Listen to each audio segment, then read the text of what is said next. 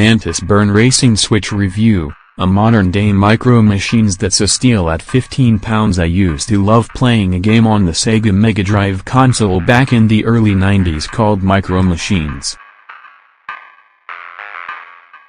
It was a top-down racer with hard-to-control little mini-cars fighting for dominance on tiny racetracks, like a school kid's bedroom table or a breakfast counter.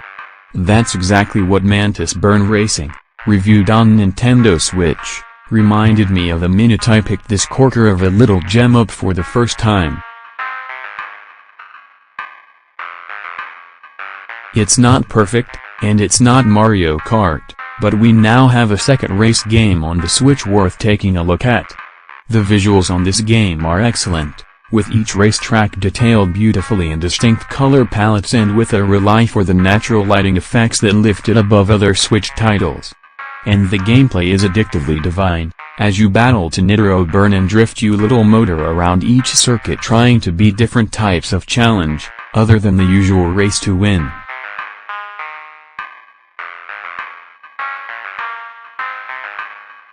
For the solo player there's the classic career mode, and I like the fact the game maps out a path for you to progress which tests every aspect of your driving ability. So 1 minute it's a full-on race to beat the other 5 cars in your way and the next challenge will be a solo time trial. Simply beat the time set to progress to the next stage, which may be a points collecting exercise. It makes the whole thing feel more varied than I was expecting. All in you'll have to complete well over 100 races to get through the career mode, across 5 vastly different circuits. And it's all fun stuff, as I found myself mid-conversation on a Saturday longing to get back to the Switch for one more race. A testament to its unput-down ability. For those who like online play, I struggled to get a connection at first, but it did work after a sustained attempt at finding others to play with.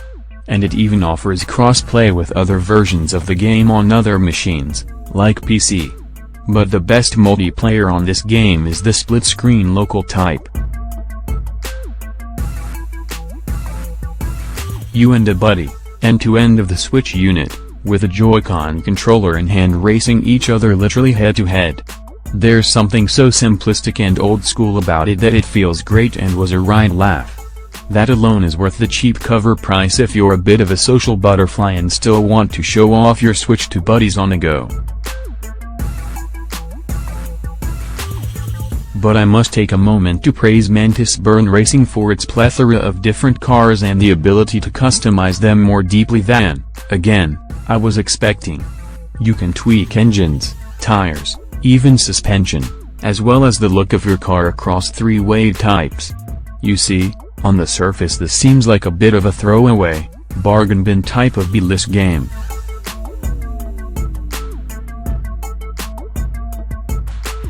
One cheaply made to fund a bigger AAA title. But the developers have clearly bucked the trend and money available to them here and made a little corker. Like I said, it's not the best racer on the Switch. And it does get a bit samey after a while despite the hard work in offering more than just bog-standard racing. But overall, it's well worth a look for the budget price of £15. The verdict: the good cracking little race game full of fun and difficult to master, surprisingly quite a lot to tinker with. Love the 2-player split-screen local play at either end of the Switch. The bad not Mario Kart feels a bit B-list when it comes to amount of effort that went in.